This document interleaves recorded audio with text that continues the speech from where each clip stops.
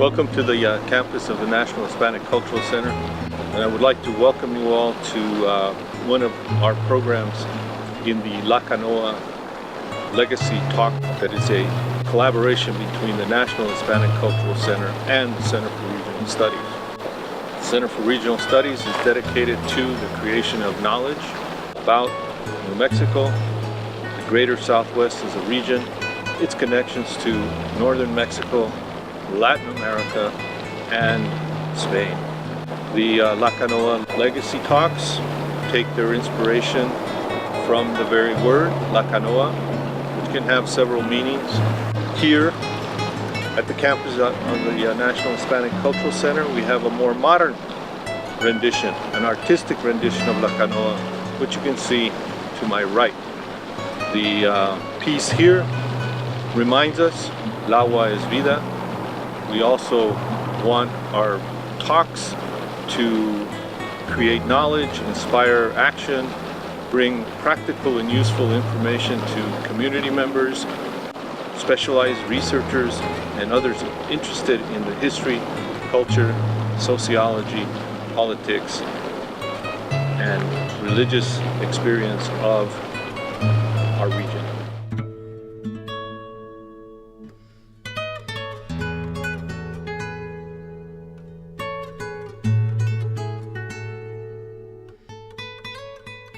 Good afternoon, everyone. Thank you for coming on what seems to be a clearing day with the wonderful rains that I know we all are happy to see. My name is Ana Auremovich. I'm the archivist here, and you will be today attending our last La Canoa for the season. We will start up in the fall again, but you will have to find something else to do at 2 p.m. on the third Saturday of every month. As many of you know, La Canoa is a National Hispanic Cultural Center collaboration with the University of New Mexico Center for Regional Studies. And without too much further ado, except to remind you that you have our programming for upcoming events on your chair, and there is an evaluation form for today. We would very much appreciate it if you could do the evaluations. It helps us greatly in planning for future events. We have a gorgeous basket that you can drop it off on the way out, or you can use the QR code. If you're so technologically inclined, just send it to us electronically. So, without now further ado, I'd like to introduce our collaborator from the Center for Regional Studies, Associate Professor Michael Trujillo. He is Associate Professor of American Studies and Chicano Studies. Michael?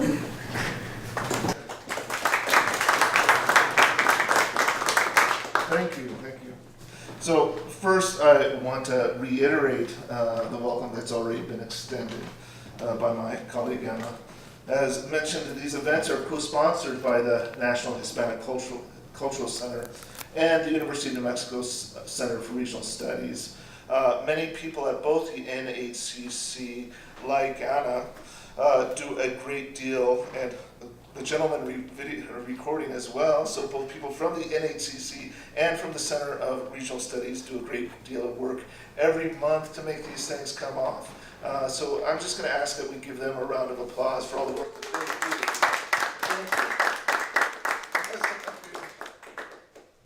So the Canoa Legacy Talks series features both academic and community research that considers both our region and our place in the world.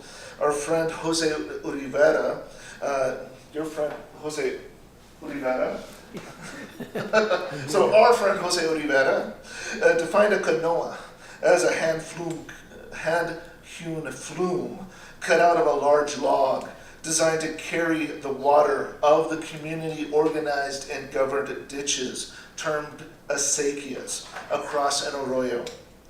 In other words, canoas transport our traditional community's lifeblood and form an organic, integral, and integrating part of our landscapes, both human and natural.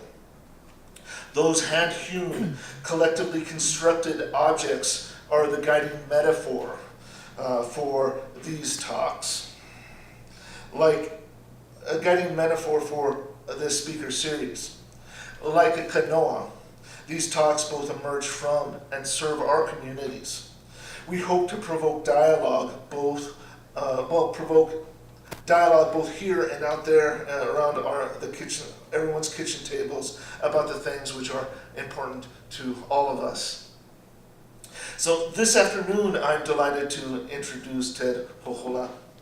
He is a distinguished professor and Regents professor in community and regional planning in UNM School of Architecture and Planning. So you'll remember a few weeks ago I talked about another speaker that was a distinguished professor, and not only is he's distinguished, but he's also a distinguished professor, holds the title of distinguished professor, and not only that, he is a Regents professor. There's very few Regents professors at UNM.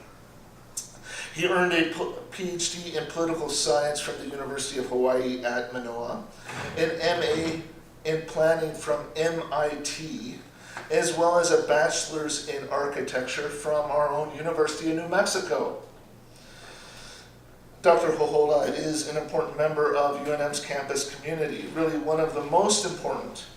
He is a former director of Native American Studies at UNM, where he established the interdisciplinary undergraduate degree in Native Studies.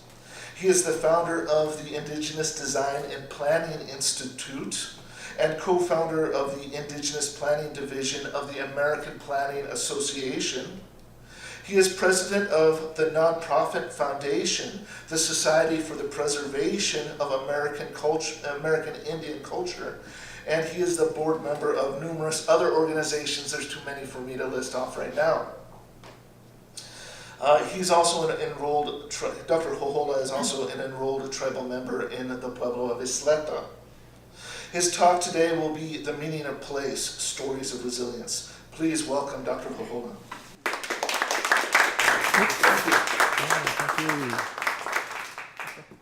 Hello, gang. So I wore my best Hawaiian aloha shirt for the rain.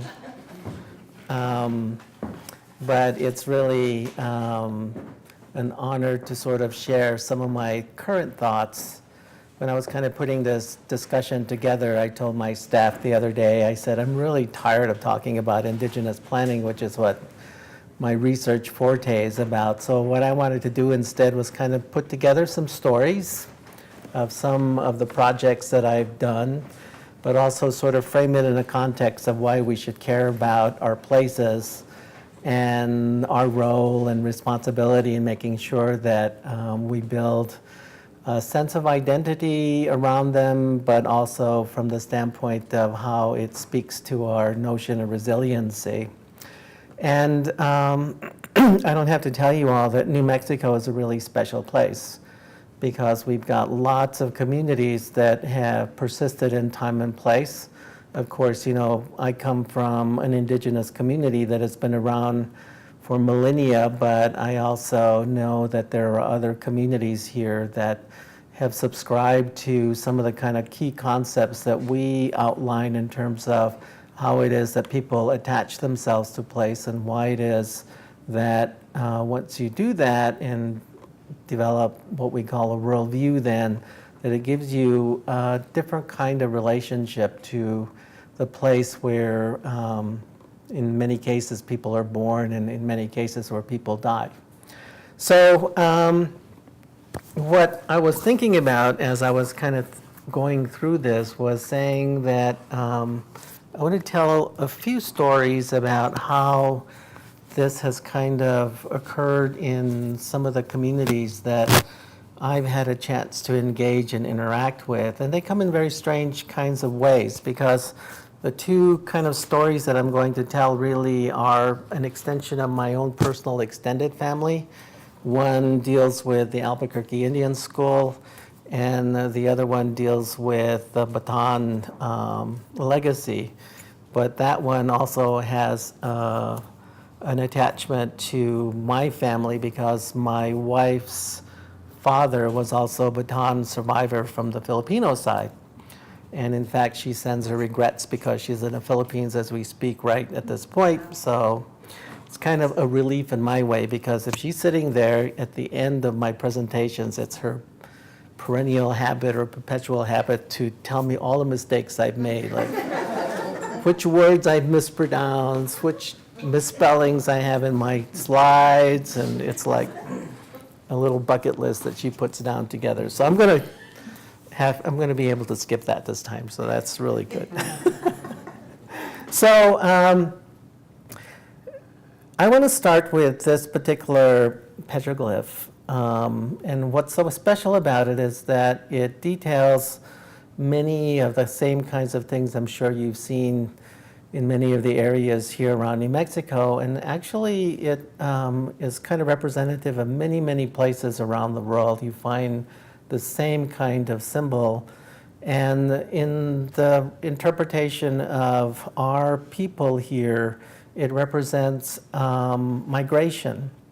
And the spiral denotes what is the center place and how over our evolution, where our belief is that we came from the land, maybe inside from the center of the earth. And that I remember my dad telling me that in our belief that after we emerged to what is now the reality that we're at right now, that part of our initial journey was to actually go and visit all the parts of the world in order to learn about what was out there, and also in a way to sort of build a sense of humility, because the Creator made it on purpose difficult to be able to do that, because you have to surmount this amazing landscape that is not flat but has all this kind of terrain that's attached to it, and that in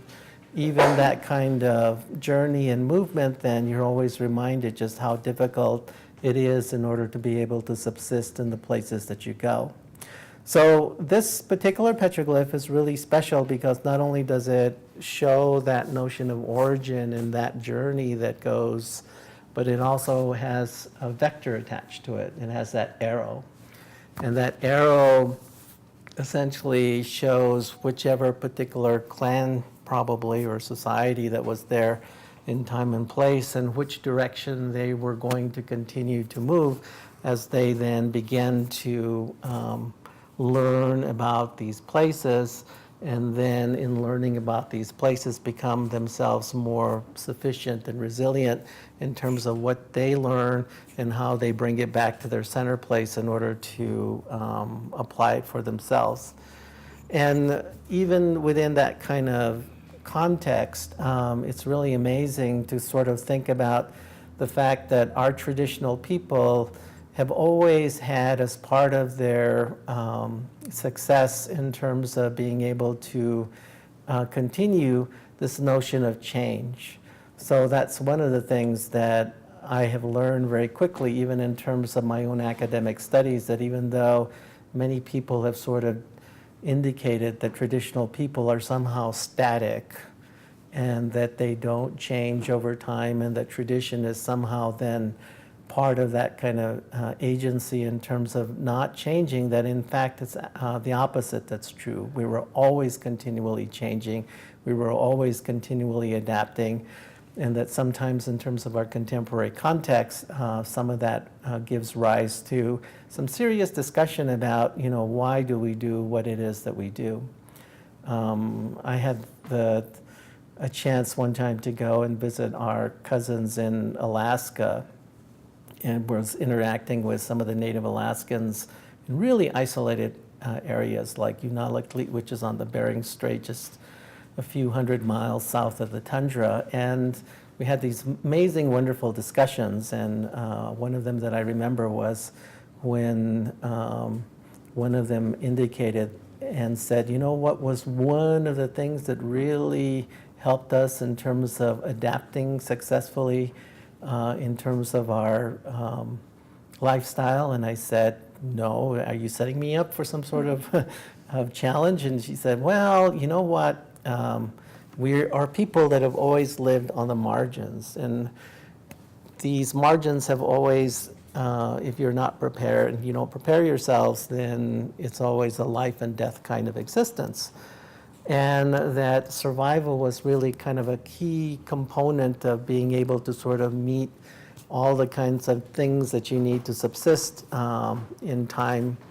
And this particular occasion then of when Tupperware was introduced became one of those kinds of things that adapted and allowed them their sense of survival. And I said, Tupperware? And said, yeah, because we're people who have to preserve food. And it was sort of like something that we could quickly adapt to so that it contributed towards how it is that we were able to harvest and then put it into Tupperware and then keep it frozen. And it did wonders in terms of being able to build that sense of survivability. So the idea then of emergence, of movement, of direction, of migration then is really important in terms of being able to tell that story and also begin to position us as people in terms of what is it that we've actually inherited. And I like to show this particular slide from a place called the Goosenecks in Utah.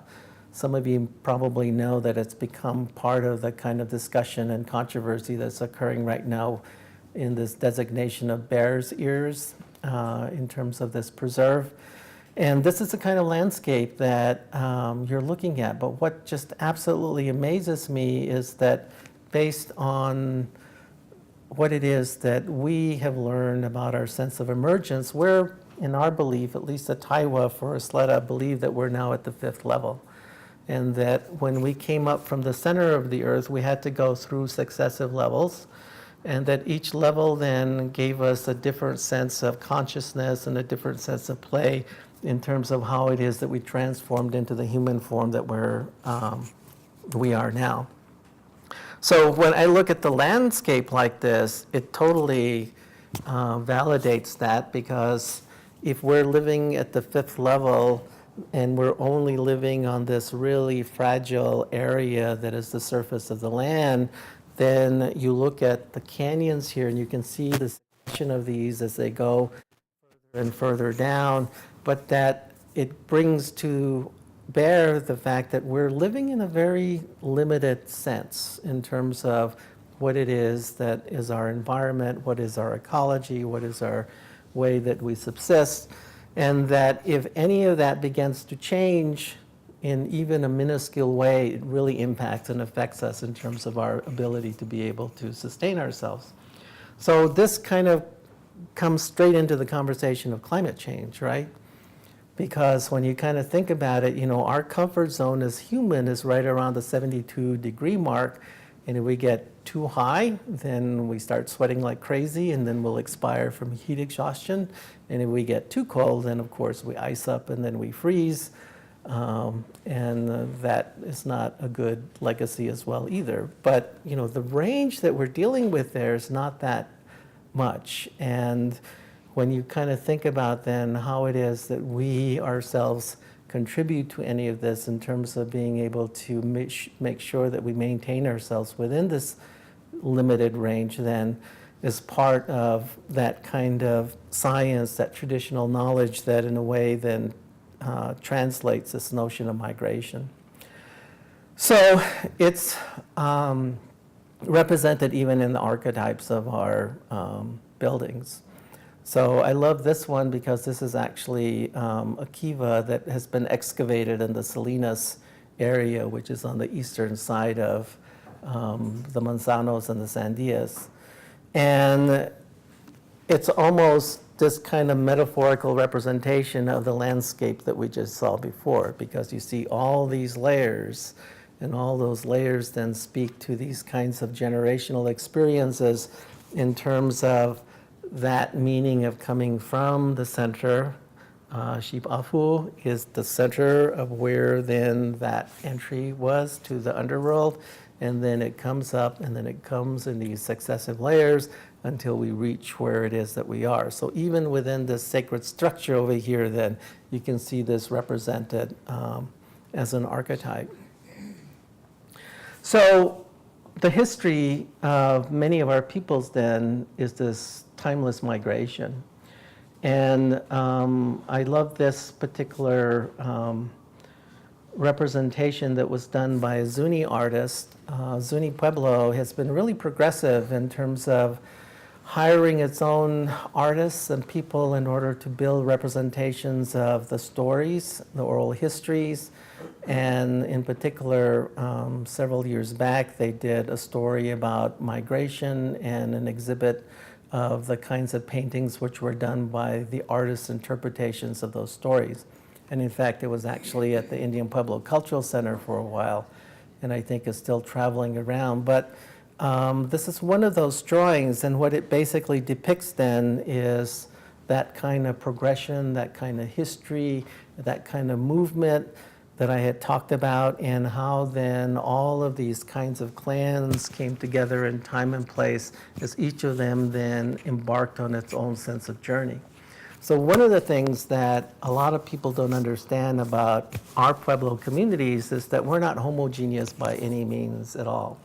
And if you go from Pueblo to Pueblo, we all have different clans, we all have different societies, we all have different languages, we have all these things that are not only different amongst ourselves, but also different within our own communities.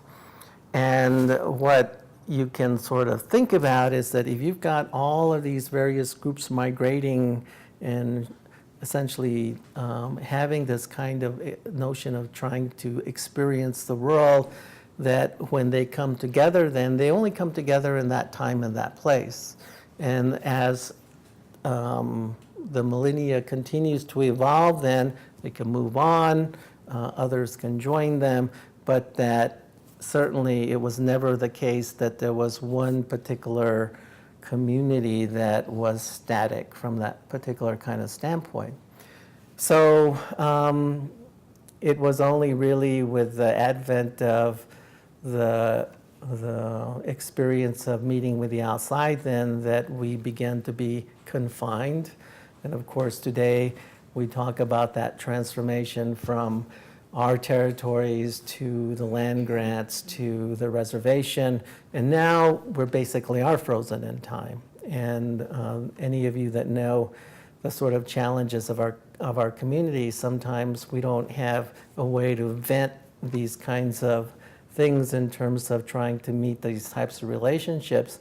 And in some instances, our communities are so inculcated with how it is that this protocol and this kind of representation has occurred over generations that they still have not, some of these societies that have come are still on probation, so to speak.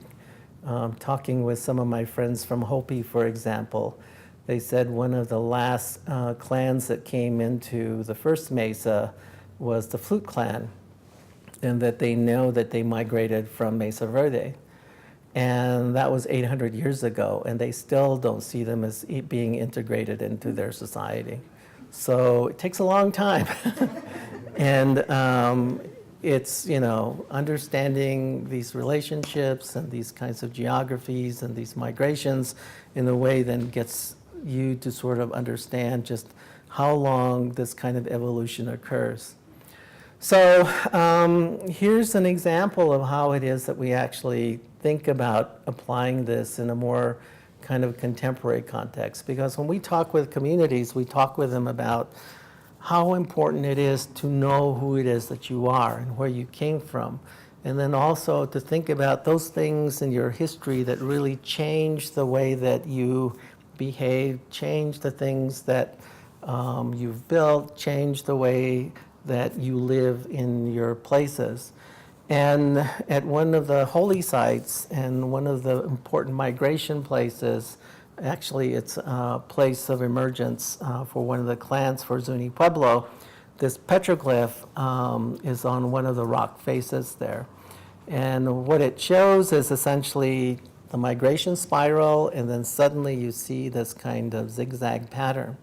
And each of those points represents essentially something significant that occurred that affected the people in some specific kind of way. So it's kind of like not a physical map necessarily, but it's a mental map. And it's a mental map in terms of how the collective group essentially then had to sort of rethink where it was in that particular time and place, and that change was an agent that was important within that kind of journey. So we took exactly the same sort of principle and applied it to a project that we were working with at Zuni Pueblo in order to assist them, and we being the Indigenous Design and Planning Institute, to help them think about Main Street and how, in particular, their artists could be better represented in the kind of development that goes along that particular corridor.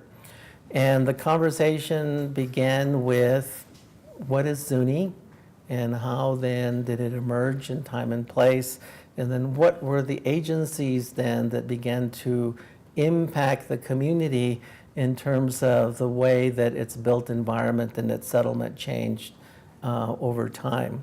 So you have this migration and all of the stories that are attached to that, and then the first point that they then identified as being one of the significant change agents was the expedition of the conquistadors that came into the area, and then from there they began to identify other points that began to be important things in terms of the change of that settlement pattern. So you can begin to kind of see those, and we took it totally out of just the sort of ancient past, but now brought it into the contemporary context as well too. And of course, because our memories are more active in terms of our lived experience, then you see more and more of these kinds of agency points then being much shorter and more frequent.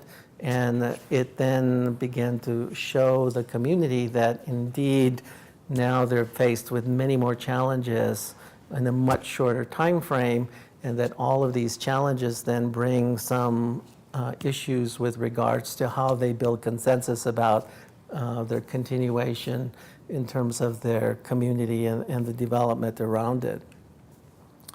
So as I indicated, we share these with many other cultures, and we've been fortunate to actually work with some of our sisters and brothers in South America. And this particular symbol is specific to the Quechua in the Andes, and we were working with a community in Ecuador called Cañar. And this particular community then has this particular symbol, which essentially describes their world orientation and how it is then that they also integrate this notion of migration as being part of that sense of change and identity. And it's called the Chicana, and it serves as sort of like the same kind of symbol that we see for ourselves. And a lot of people don't know that the Zia sun symbol also denotes our sense of worldview by organizing how it is then that we see the world and how we compartmentalize the world and how we understand what it is that are the kind of key determinants and how it is that we structured our existence within the environment that we live in. And right now, of course, you know, one of the huge sources of controversy, and Representative Caballero is right in the middle of this, is Zia's petition now in order to actually sue the state of New Mexico in order to be able to reclaim that back for themselves. As soon as Zuni wins that suit, then the other pueblos will sue Zia because we all share that same patrimony as well too. So bring the fight on. So, but it's really important from the standpoint of the fact that these are not idle representations, that they have deep, significant kinds of ways that they describe things that are around us. And we see this within this representation that was done by an artist, Tewa artist, for one of the northern communities. And in here, you basically have a description of the world, but as the world is applied to a particular place and a particular society. So you see the buildings, you see the ceremony, but you see very much a very distinctive sense of boundary. And that boundary was correlated to how much of this land you actually need that will help you to subsist from the things that you gain from it. And actually, if you look at land grants very closely, you see that there's a geography that's attached to them, because many of these land grants are long and linear, but they were very careful to make sure that they captured different types of geography in terms of the ecology that's attached to them. So you have the mesa, and then you have the valley, and then you have the escarpments, and you have the mountains.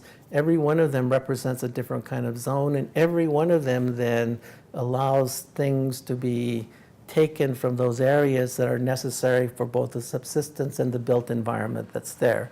So this is what this depicts. And in fact, if you look at it, that yellow area is actually a basket, and the basket then contains all the goods then that are necessary in terms of that relationship to the land. So at the same time then, as we saw in the sun's Zia symbol in the Chacana, then we have directionality that's attached to the directions. And we also have it for things then that we represent that are associated with that. They represent also landmarks, and all of these places have meaning in terms of colors, in terms of totems, in terms of all these things that are attributes which become part of this traditional knowledge set that essentially helps us to organize the places where we're at. And the only key thing that you need to understand in any of this is that if you look at the interpretation of this kind of cosmos, the most important direction is always east, and it's depicted above. So when you look at your cartography and you look at the Western maps, it's north that's always depicted at top, right? Now, in the indigenous concept, it's the east that's depicted at the top. So you have to even change that orientation to be able to understand its significance and its relationship to place and time. And then, of course, we have responsibilities as humans in terms of our role, in terms of this kind of sustainability. So we have moieties, we have clans, and all of these, in the case of the Taiwa world, are attached to the summer moiety and the winter moiety, their responsibilities. But it's always, again, to make sure that these cycles continue and that we adhere to those and that we acknowledge those in the proper way in order to be able to keep these cycles going. So I don't know how many of you, some years ago, remember a film that was called Koanaskatsi. And it basically was the Hopi word for life out of balance. Well, they were talking about how society is no longer meeting its role and its obligations to make sure that these cycles continue.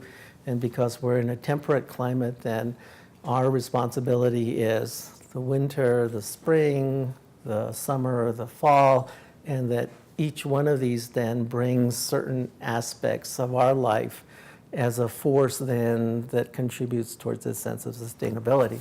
So if we don't meet those obligations, then it goes out of sync. So look exactly what's happening right now.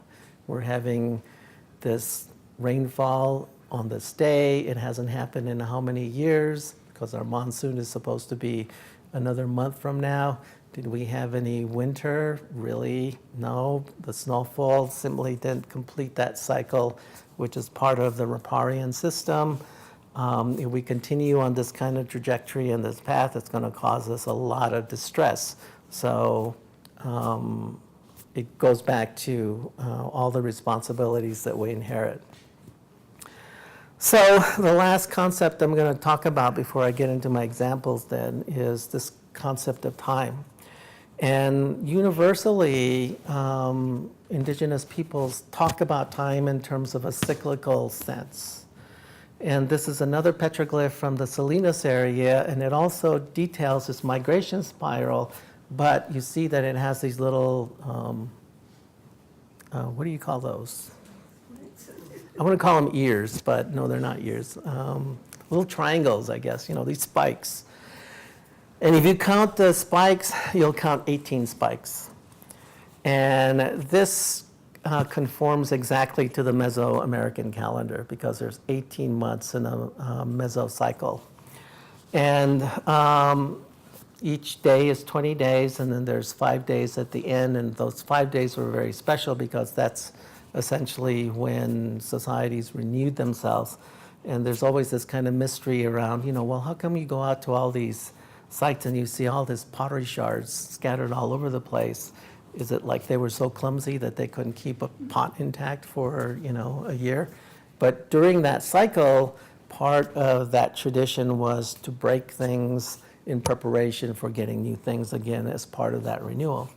So you see that here, you see it in Mesoamerica, you see it with South America, but the whole notion again is then how do these cycles in a way detail senses of completion? There's a wonderful discussion about this that actually occurred as a result of the millennium that just finished in 2012, that completed a cycle of 5,600 and some odd number of years. And there was a Mayan elder who was interpreting this, and he was basically saying, you gringos are crazy. It's like, you think that just because something is complete, it's like the end of the world. But in fact, it signals renewal, and that this is just one order of that particular renewal.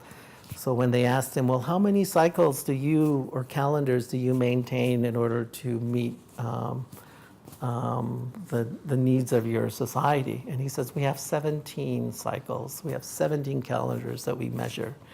So it kind of puts you in a totally different framework because, holy cow, all of these kinds of things are going towards this kind of completion and then building a sense of renewal again. Then you can again begin to understand why things have come and gone the way that they have, and why places that we have seen in the past, like at Chaco Canyon, were put to completion and then abandoned just as soon, and then you had another sense of renewal with regards to this kind of patterning. So it brings into perspective discussions that are really key in terms of trying to understand how it is that we think about time, and is time really something that is in the past, and is it wasted, is it finished? And when the Museum of American Indian Culture, the New Mexico Museum of Indian Arts and Culture, started on its effort to put together its first permanent exhibit, there was a team of people that were brought together, myself included, to begin to rethink how it is that the things that the Laboratory of Anthropology had collected were objectified. And it was really at the beginning of some key discussions about trying to resolve the sort of conservative aspect of saying these are just objects, they're pretty, they are significant in terms of explaining certain kinds of things, but balance against the indigenous perspective, which said, no, these are living things, and they have their own spirit that has to also be attended to, and that they exist and that they're timeless. So in one of those kind of discussions, one of the chief archaeologists in the region came up and said, well, this is the kind of way that we need to sort of think about how time and progression is represented. So he essentially presented this kind of linear palette here. And as you can see, he says, here's the Hohokam, here's the Anasazi, here's the Mogollon, and that in time, we start recording it and it starts progressing, and then we have different artifacts that are objectified that show a certain train of progress, but that it's a linear kind of thing. But where the conversation stopped was then, how come it stops at 1600? Did these communities go extinct? What happened to them? Because I certainly don't feel extinct today. And prior to that then, what was the evolution and what actually contributed towards the diversification of the people, even though we shared the same particular region? So in that conversation then, we had to rethink exactly how it is that we brought together these concepts of cycles and completion, but also in terms of how then they began to actually explain the kind of material society that was coming out. So we discarded this thing. We had some great things and just about punched each other's out, but we finally resolved it in the end. And we came up instead with a cyclical notation of how it is that you could actually present the same thing. This is only one cycle, but it starts with 300 AD and then goes to about 1500. And what it shows then is the Mogollon, the Hohokam, and the Anasazi with the sort of material evidence, and then the things which then began to essentially change and help the different societies to evolve. And at certain threshold points, then it went from certain types of subsistence patterns to agricultural patterns to sort of building traditions and material traditions, and that all these kinds of things were cyclical in the sense of the fact that they were ordered in very specific ways, and they then began to contribute to the evolution of the communities in a way then that explain the completion of these particular cycles over as they evolve through time. So this was essentially the way that the exhibit was organized, was to say, think of time in terms of cycles and how then it represented this kind of evolution and these senses of completion, and that the common denominator, which really in a way then helped to inform the diversity that began to emerge with the communities, was where they chose to settle. And it was really highly correlated with the watersheds. So where the watersheds were was where these kind of distinctive cultures evolved, and then the migrations from there then began to sort of cross-fertilize how it is that they began to evolve these kinds of material things in response to those kind of things as they became more conscious and aware, and they refined their processes. And that the way to map all of these so-called objects then was to put them in those cycles and in those places that was attached to that watershed and that geography. It was a beautiful plan, and then the exhibit designers got a hold of it. So if any of you have been to the New Mexico Museum of Indian Arts and Culture and go to their exhibit, it's really confusing because they never really make clear exactly what you're navigating through. It's sort of like a mouse maze instead. But they missed the whole point because, they themselves didn't really realize the import of this kind of thing. Good news is that there's a new exhibit that's being planned right as we speak. We're going to fix that sucker. So see how that goes. So let me just quickly tell some stories around this then in terms of how these kinds of influences affect things in time and place. And I begin with a story about the Albuquerque Indian School. And this was really the result of the imposition of the American territorial government coming into the area, thinking that the only way that it could settle the Indian problem was to reform them and to transfer them into the other. So most of federal Indian policy is sort of misguided in its attempt to sort of transform this. But it represented all sorts of different kinds of levels of engagement. In the case of Isleta, we actually have an interesting variant of that because I don't know how many of you know a particular luminary in the 1880s by the name of Fletcher Lummis. And he was this itinerant journalist that came through this area, became a champion of Indian rights after a while. And Charles Lummis essentially wrote a lot. He basically coined the phrase, "See America first." But he essentially came into this environment trying to, in a way, tell the story and the narrative of many of these kinds of places. By happenstance, he suffered a stroke. He did his recuperation at the Pueblo of Isleta. He was hosted by some of the prominent families in Isleta, and they basically set him up in order to advance not only his health, but his advocacy that was also against, interestingly enough, the Carlisle Indian School situation. But this particular picture was taken very early, around 1881, 82, and it shows the school marm from a Catholic school that was being started.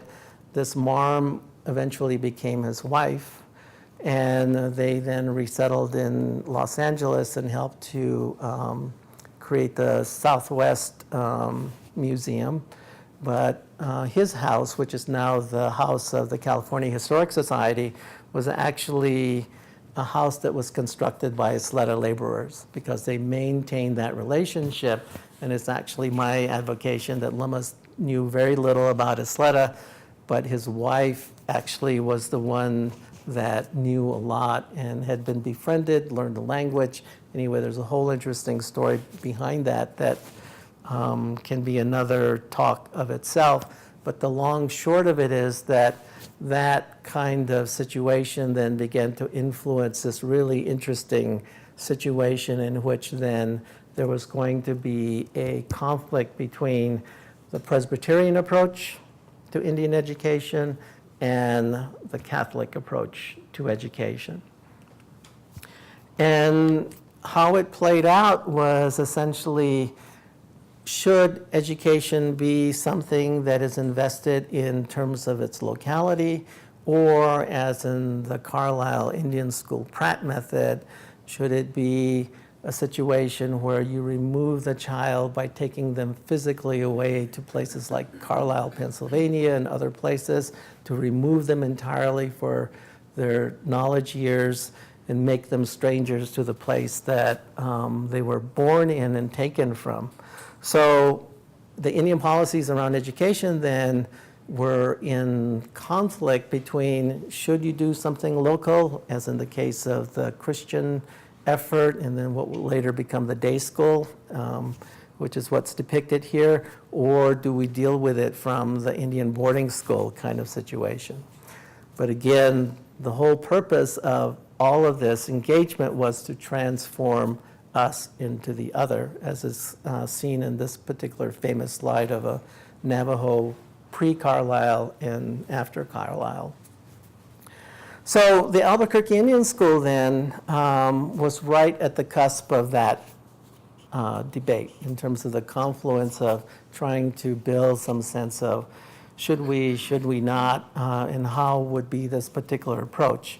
This is a very early map that shows the plat of what Albuquerque looked like in 1889. And you can see that way up in the corner right over here is where the Indian School property is. It was deeded by so-called denizens of Albuquerque, about 64 acres. It was actually swampland because at that point the bosque and the water table was really high. And if you look at the really early reports of that period, they had all sorts of maladies like malaria and TB and all sorts of nasty things at that time because it was still largely unsettled. And then what you see is you see on this side the old town, but you see the new town that is just being platted at this point. And this was all the result of the railroad, which was coming here, and the railhead was completed in 1880, changing entirely the way that people were coming from the outside and changing then the settlement patterns of what would emerge as the urban landscape that we know for Albuquerque. But what's really important in this whole sort of situation is that they saw the Indian School as opportunity. So they donated the land and they said, if there's anything that will give us an economy and money in this desert town, this cowboy town, it's going to be a new school. And it was a choice between the two money makers at that time in terms of economic development were either schools or they were prisons. And we didn't get the prison, thankfully, but we got the Indian School. And as a result of that kind of staging then, there was a lot of infrastructure that began to be built around the school. In fact, it has lots of firsts. It was the first school, or it was the first building to have its own electrification plant. It was the first building to have electric lights. It was the first place that had sewer system. They did agricultural there. It had a lot of firsts. So it was essentially then leading the charge with regards to what the city would copy as it itself began to sort of play catch up with all the kind of activity that was occurring in this particular place. And one of the really amazing stories is around this really young old woman. She was my mentor, Agnes Still. And when we got into conversations, and this is kind of, in a way, some of the kind of fragile aspects of who it is that we touch base with as we're growing up. She was, in this photograph, probably in her mid-90s. And when we got to discussing things, she graduated from the Albuquerque Indian School in 1932 and went on to become really prominent in terms of women's, Native women's rights. But her dad, which is pictured on the right here, went to the Carlisle Indian School.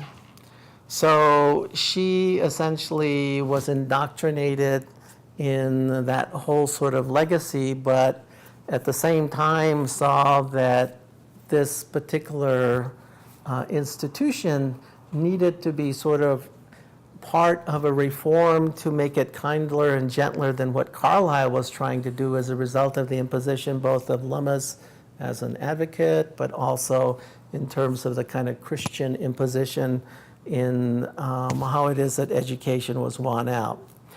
And in that sense, the school became a kinder and gentler institution. And I know there's a lot of literature and discussion about how Indian schools were really bad, and in lots of ways they were, because they had these restrictive policies, for example, on language.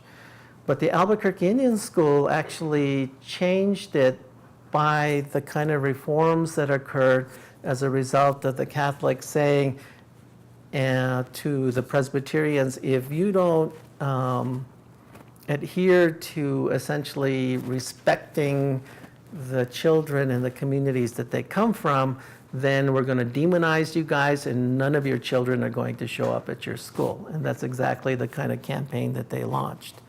So as a result of that, then the reform that occurred within the Indian school was to see how it is that they could be a better neighbor to the communities. And they did these in really interesting ways that are not represented from any other Indian schools that I've ever seen. These are two teachers in the fair. Okay, float. Huh? A float. Yeah, it's a float. And what's remarkable about this is that if it was any other teacher, like at Carlisle Indian School, they would die. You know, that would be like totally against anything. But in this particular case, you've got two white teachers who are dressed as Pueblo women, and they're part of that float, so it's kind of like they're translating their identity in a way that was not represented anywhere.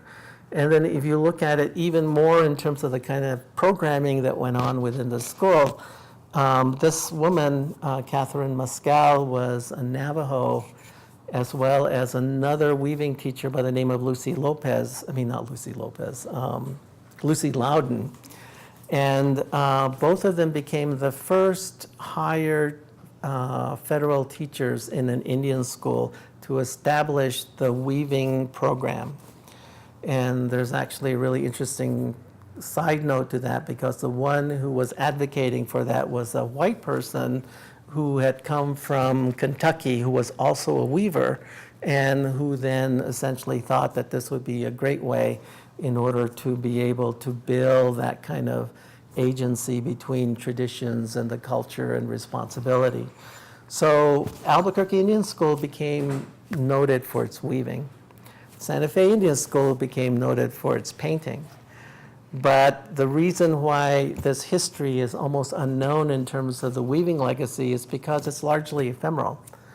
You know, it does not last as long as a painting does, but they had a tremendous impact in terms of reviving the kinds of dyeing traditions within these communities, building weavers that then went on to teach others, but that this became a source of pride as well as then a different kind of mark in terms of how it is that this Indian school responded to the community.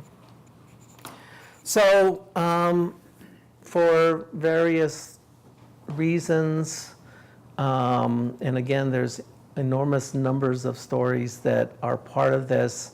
By the 1980s, the school was largely abandoned. And this was, again, a result of the change in policies. Essentially, the facility was starved to death because it was not being invested in anymore. And even though there were a lot of buildings that were part of the National Historic Registry, they became subject to vagrants, because after the school itself was abandoned, there was really no chance in order to keep them out.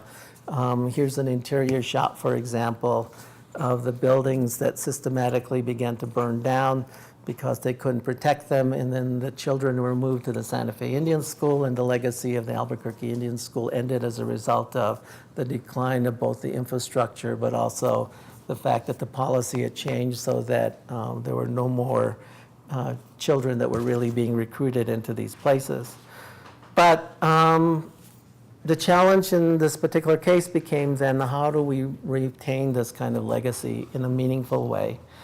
And as part of a class that I taught in human settlements, one of the buildings that was the last remaining one, which was called the Employees Building, was the only one standing. And the only reason that it was the only one standing was because the main campus was totally razed as a result of public safety issues. But this one remained because it was being used by the Southern Pueblos Agency, and they still had not deeded that land to the combined pueblos. And as a result of that, then the building was there. It was vacant at the time we had our class. So one of the things that I did was I said, let's use my class in order to find out some history and also teach students about, you know, the importance of these kinds of places. And interestingly enough, when we were there for our field visit, one of them came up to me and said, Dr. Jojola, why are we doing this? And my immediate knee-jerk response was, because so we can learn history. And he said, well, he just told us that they're going to be tearing this building down in the next 3 months. And it was like, oh man, you know, what's this all about? So we scrambled, and the thing that saved the building was, as the students conducted the research, they found out that this building had a really interesting patrimony attached to it. And that patrimony was that it was designed by an instructor who was their drafting instructor, and it was done totally by the students in terms of their classroom exercises, and then once it was designed, then it was built by the students as well too. But here's the interesting part of this. The individual who did this was a guy by the name of Joe Padilla, who was half Isleta. And as far as we know, it's the only building that still exists or has any record that there was actually a native person who actually designed it. And that was a deal breaker. So when we were able to prove that evidence, they basically rethought the whole thing and said, well, yeah, maybe we can save this building. And as a result of saving it and remodeling, it's now the home of the Native American Community Academy. But, you know, something like that in terms of time and place then really helps to situate, you know, the meaning and understanding of these places. Here's a slide that shows them during the construction. And here's another wonderful slide that shows Agnes Dill with the widow of Joe Padilla. And it was just one, again, those unfortunate things. In this slide, Agnes was 99 years of age, and Rosita was celebrating her 100th birthday. So I thought she had passed away because I had been trying to find her so that I could do an interview with her, and I read the obituaries, and somebody else named exactly like her had passed away. So I just said, well, she's gone. I can't do anything about it. And then her sister contacted me and said, we hear you're interested in meeting my sister. And I said, who's your sister? And she said, this person. I said, oh my God, she's still alive. So I contacted Agnes. Agnes said, let's go to her birthday party. So this picture was taken there. And I met with her and said, we need to get your story. And she says, yes, I'll be happy to do that. 3 weeks later, she passed away before I could make the arrangements. I mean, that's the kind of fragility of the kinds of things, but, just the evidence and just the meaning and the places are really what it is that we move towards. So I'm just going to say, home is where the heart is. And when we did another project with homeless natives in Albuquerque, a veteran who was homeless drew this. He said this was a spirit bird, and that this bird was basically guiding him to this place. This was not his home. He was from Oklahoma, but when it changes and points it back to his home, then he'll go back home. And that kind of experience, in a sense, really grounds individuals in terms of why places matter and how it is then that we ascribe meaning to those places in a way then that builds this sense of identity. So the final thing I'm going to end with then is talking about the Bataan Memorial. But this slide inadvertently just snuck its way in here. Maybe it wants to be explained. But we did these cognitive maps with the homeless, or people who lived in Albuquerque, I should say.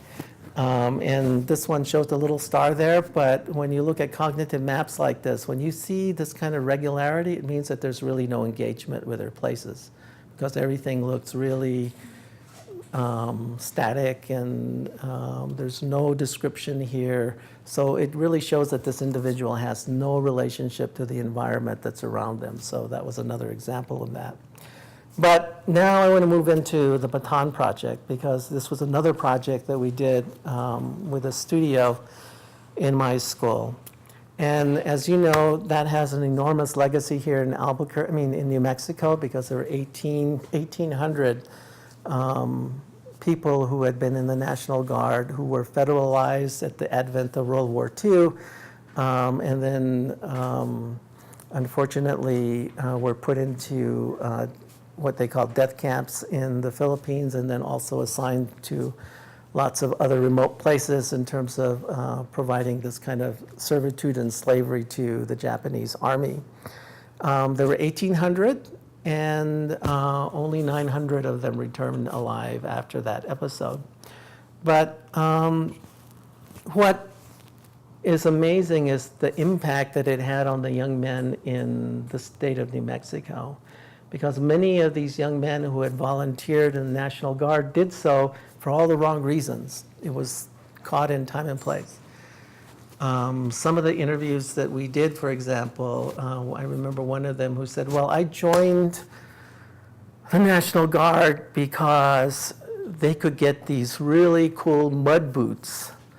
And, when I would water my fields, I could use those mud boots and not get my feet wet. I thought that was the coolest thing, not knowing that, he was going to be subjected to this heinous episode.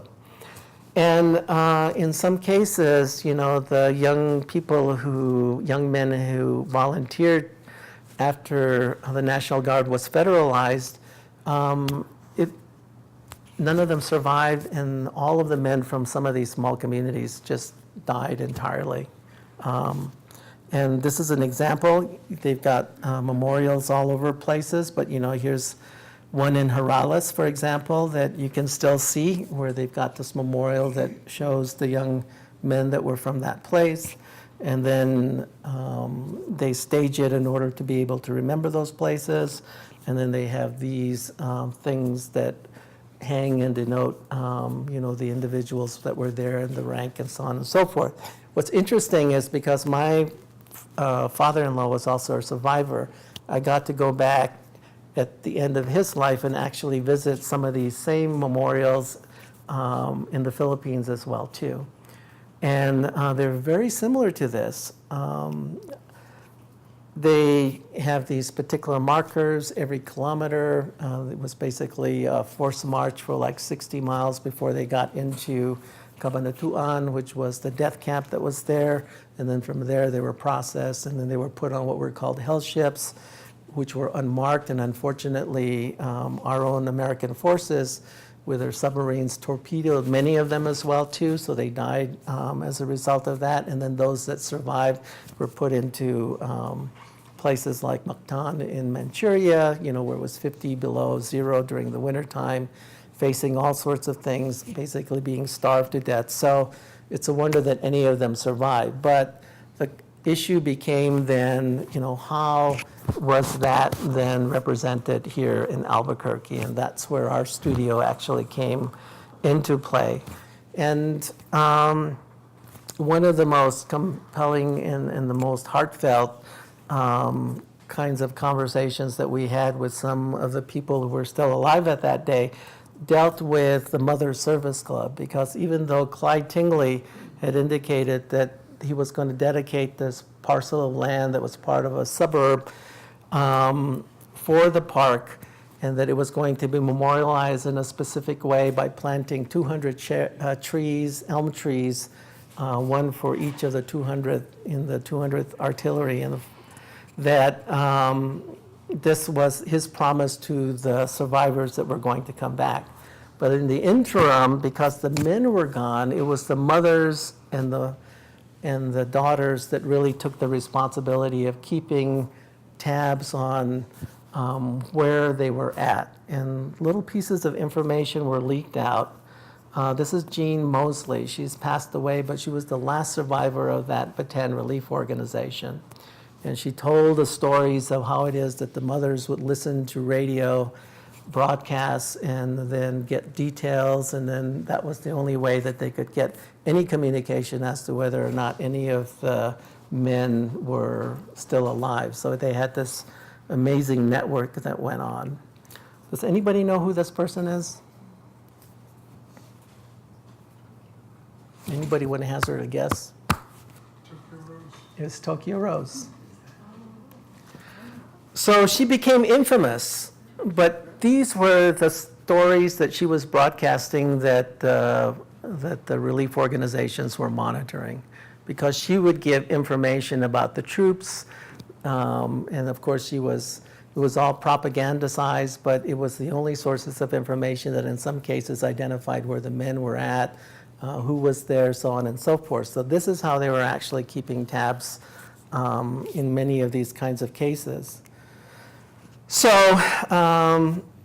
the Japanese were sending back their own reports. Of course, the Red Cross was sending subsistence packets to the men, but these were all staged because in many cases these packets were 3 years old, and they said, put them up there to show the face that the Japanese were doing humane kinds of things. But again, all this kind of staging was only the way that any of this information was being leaked, because quite honestly, the U.S. forces didn't have a clue as to what was happening to any of these veterans. And when they finally came home, Clyde Tingley said, yes, welcome back. We're going to memorialize what you guys did. It was amazing. We're giving you this park. We're planting 200 trees. We're going to build this memorial. We're going to have all your names on there. And he never came through. So it wasn't until 1960 then that there was really an effort that was made to put the first memorial, and this was done by the women's group, and it still resides out there, but it was at the end of this long promise that had not been coming to fruition, that this memorial was erected in order to be able to remember these people. So in terms of my studio, these 4 survivors were the ones that came and asked if they could get some assistance. And they were part of the Bataan, what was going to become the Memorial Foundation. But they were essentially the ones who were from Albuquerque, who then essentially felt that the park was being endangered by new policies that the city was going to enact, because at the time that they came to us, and this was in the late 90s, they had a new policy of trying to transform all the parks into soccer mom parks. And they wanted to put a big playground. They actually wanted to take the standing memorial and move it to the existing Veterans Memorial that's near the base. And basically the veterans just totally flipped out because they said the city doesn't understand that this is a living memorial. All those trees are done in honor of the veterans. The park was specifically dedicated, and on April 9th, annually, they had their memorials that they reconstructed, including the raising of the surrender and the bringing down of the surrender flag. All these kinds of elements were totally against the policy that the city was proposing to enforce in terms of that sort of redoing of that area. They had an armament there in the middle of it, which they got rid of because they considered that to be public safety because too many kids were falling off of it, which is unfortunate. And then also, they said the trees were dying and, that there were problems with that in terms of preserving them as well, too. They were finding a litany of different kinds of excuses. Anyway, basically what we were able to do was get a moratorium with the city of Albuquerque by bringing out again the stories, the histories, and the meaning and significance of these places so that we could rethink how it is that it could be restaged in a way that was more meaningful. So happy to say that, my wife in particular was really influential in lobbying the state legislature and reminding them about what this unmet obligation was, and then through some of the design that we brought in with our studio, then we began to start working with the city in terms of actually implementing the memorial that exists right there. So that was dedicated in 2002, and it's in memorial to all the 1,800 veterans. So if you go there, you see the people who all were taken, and those with the little dots mean that they didn't survive, but it also shows, the different divisions and the different places where they came from, the cities that they came from. But it's basically a testament then with the Ramada that's there to remind them that that home never left them in their lifetime in terms of keeping them alive during these ordeals when they were staged there. One ancillary of that was the role of Native people in this. And there's a really interesting document that was an oral history that was published in 1977 of a Navajo survivor from the Bataan era. And he talks in one of the places about how when they were patrolling and fighting and keeping the lines against the Japanese in Corregidor in Bataan, that they came across 5 arrowheads, and that those 5 arrowheads were distributed to each of them as an omelet in order to help them survive that campaign. So he attributed the fact that he survived this to that arrowhead, which he said he ultimately lost at the end. But there were these amazing kinds of connections, not just with the natives and those natives that were there, but also the Hispanos that went there and the natives in terms of the reciprocity of things that went on in that place. This is one of the last, if not the last, Pueblo veterans that had survived. Some of you may know him. It's Tony Reyna from Taos Pueblo. That's his daughter. And he just passed away about a year and a half ago. But, that's, again, sort of part of the story and the legacy of some of these kinds of things in terms of how they actually mattered, in terms of their meaning and how that transpired in their history. So I'm just going to end with this. Identity is totally tied to a sense of resiliency.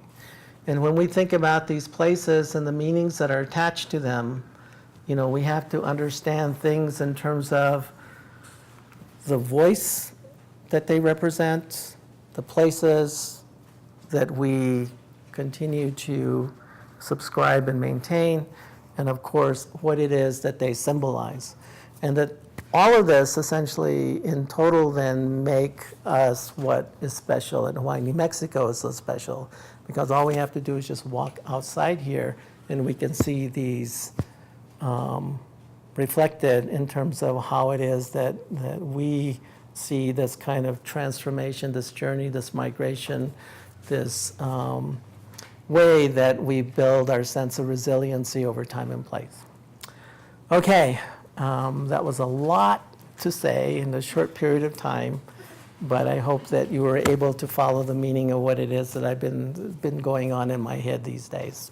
So thank you very much.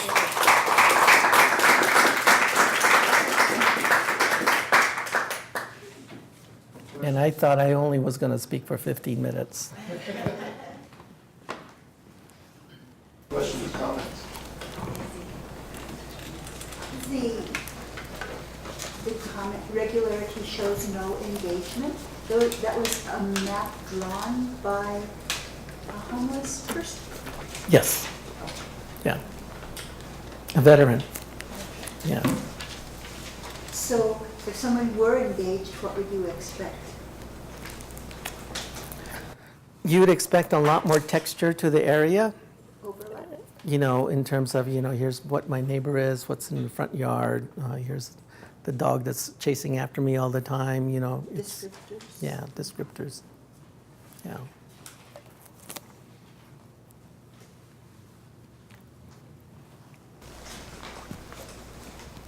Yeah.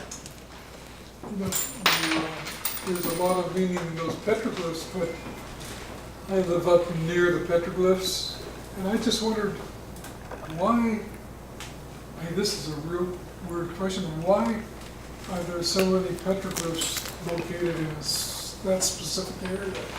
Because I've hiked a lot of those canyons out there, and they say that they're all accounted for, but there's some little canyons that I've seen petroglyphs in there, and I don't even think they're on the books. Okay, another great story. It goes back actually millennia. Part of the sort of uniqueness of the geology that's out there is the result of the Ice Age. So apparently the first wave of native people that came into the area was about 15,000 years ago. So at that time, as the Ice Age receded, then it carved out what are called playas, these depressions. And these depressions exposed lava tubes because it's a volcanic area. And those lava tubes have special significance, just like the sipapu that I was talking about being a way to connect with the underworld. So many of the native communities, not just the Pueblos, but the Apaches and the Utes and you name it on down the line, considered this to be a really spiritual, significant place because of those playas and those lava tubes that were there. So those petroglyphs then essentially are the sort of recordings of all the kinds of journeys and clans and meanings that are put on that escarpment. And you notice that escarpment is oriented towards the east. Remember I told you about the significance of the east in terms of the its meaning. So that's another indication of that. So the story behind that is when Ike Westfall was the one who was one of the main advocates in order to try and protect that and ultimately transfer that into a petroglyph park for protection. The reason was because when the I-25 corridor was built and went through the pueblo of Isleta, you notice that when you go through there, it cuts right through the mesa there. Well, on one remnant of that mesa that it cuts through is one of our traditional villages. And our elders at that particular time were trying to minimize the impact of that, but they didn't understand the scale of what that infrastructure was about. So all they wanted to do was to protect the agricultural lands there. So the proposal was, let's build a road right next to the village, and then it would wipe out all of these fields, and that was not going to be good, right? So they said, okay, so you can build it where nobody lives there, thinking that it was going to be maybe a 2-lane road like US 85 used to be, not knowing that it was an interstate, whatever that meant. And they cut it right straight through there. But what happened was the contractor who was doing this then started dynamiting the escarpment. And we had as many petroglyphs, in fact, even more significant petroglyphs in that area that they were grinding up and using bedrock for that roadway. So my dad was lieutenant governor at that time, and he came up to me and said, you know, the tribe wants to do something about that. And first they were able to stop the dynamiting, but they then sent a letter to Congress saying, the Department of Interior saying, you know, this has to stop because we've lost our patrimony. And it was that letter then that essentially served as kind of the foundation point for the protection of those petroglyphs. So we lost them, but those ones were saved. Yeah.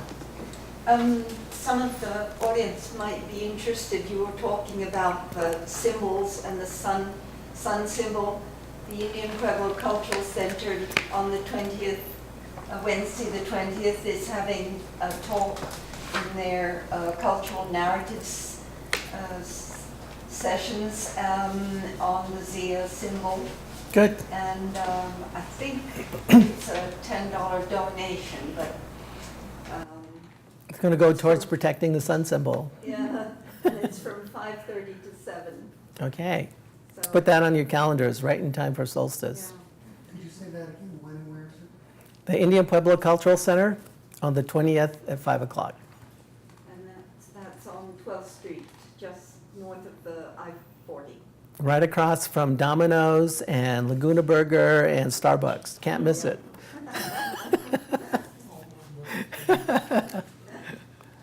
Yeah. Could you please describe a little bit more about your definition of identity and how you link it to resiliency? Yeah. There's things that we work on in terms of how in planning we think about place. And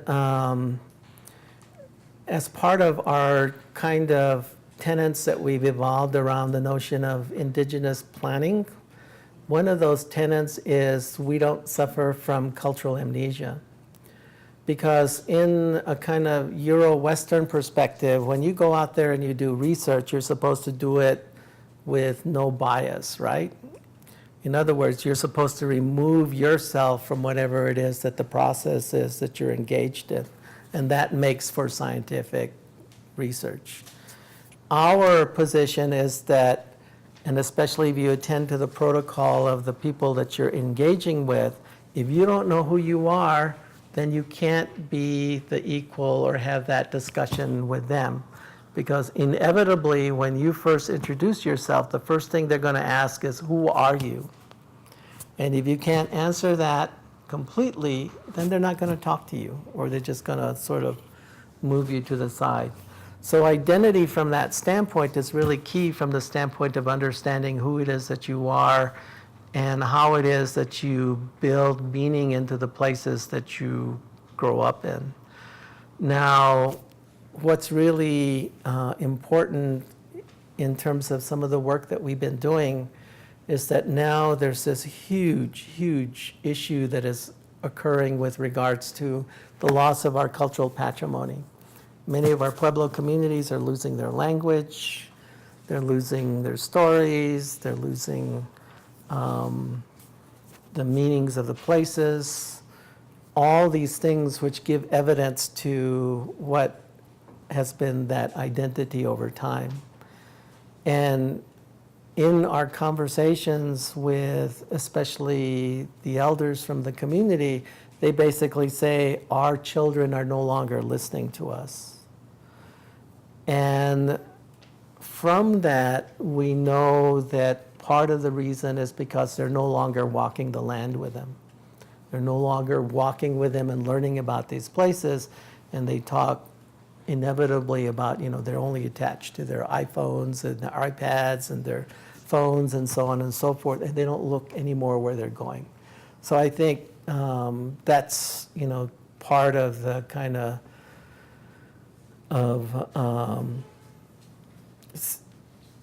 the connection, or the why identity is so important is, once you lose that sort of sense, then in a way it just becomes a landscape that's meaningless. So that's why identity is so key. And that's why I was kind of wondering, because, if, would we say that they don't have identity if they are with their cell phones or doing stuff like that? I would say they still do, right? Maybe it's not directly this kind of identity that we historically would admire them still having, but they still do have an identity. And what would be the resilience they're having? So I'm just wondering about when there is this kind of loss of identity, does that mean that you don't have an identity? Well, it means that you essentially lose your attachment to place. So, you can put it into the kind of context that we're dealing with in a sort of contemporary way at this point, is that, with all the kinds of stupidity that's occurring right now, for example, with policies against immigrants, for example, as Native people, we rightly say, you all are the immigrants because we've been here since time immemorial. But then as people who have come, and that attachment is not that far removed, it's their parents and their grandparents that they're talking about that have immigrated from other places, who are so vociferous and say, you've got to be American, whatever that means, right? That the reason is because they've lost that attachment to place. They've lost that sense of identity to place.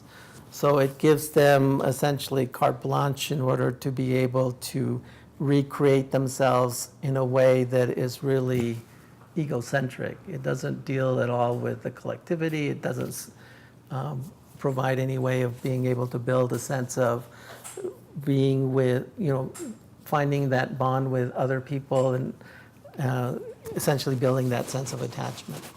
So, when I work with my students, for example, I remind them that, education in one way is sort of part of that kind of issue and that problem.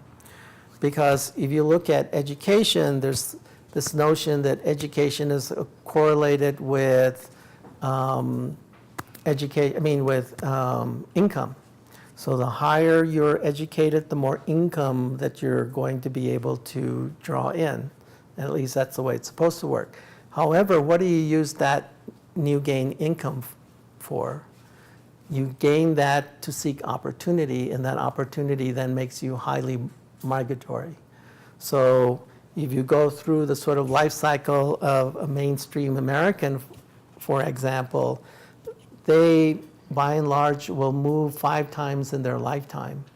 And if they move 5 times in their lifetime, then until they get to the last iteration of that, they basically see opportunity as a place to seek where they can use and abuse it. And after they've abused it, they leave. It's only when they're finally in their senior elder years and they don't want to move anymore that we see evidence that they actually care about the places that they're going to die at. And it was brought home from a colleague I had who invited us to her house one time. And when we went to go visit her, she was just getting ready to retire from the law school. And she welcomed us at the gate and met us, and she said, "Welcome to my death house." And I said, "Oh my God, this is not going to go good, right?"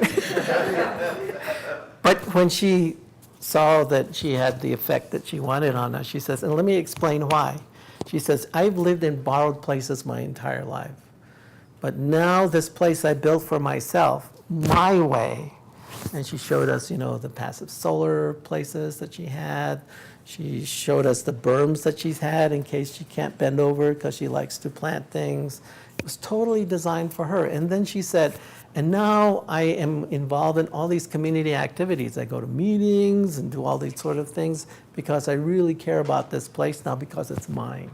So I think that's the kind of thing, that we face in terms of a broader context about why place should matter and how inevitably we have engineered ourselves in ways that are not respectful. I think these are kinds of things that us as Indigenous people can help to transfer to get other people to think in different ways. Pat?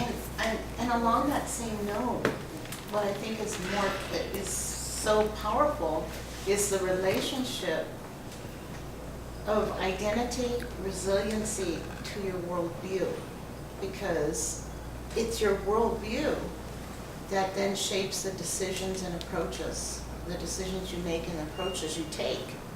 And so that identity to relationship to place, the identity and the place and that collective spirit that place brings with it has a great deal to do with how we approach life and the decisions, and that's our worldview. It shapes it. And so that's incredibly important in the broader arena of decisions that you started on, which talked about climate change, which talked about it influences every aspect of living. And that's what I think is the importance of the contribution in terms of what you just indicated, the indigenous, this indigenous thought and living to the greater good, greater welfare, good of the community, because that is what is the important takeaway, I think, in your presentation. Thank you. Great. I think it's near time. Any concluding words? Any concluding words? Go out and learn about your places. There's so many amazing conversations you can have, but you got to ask. And,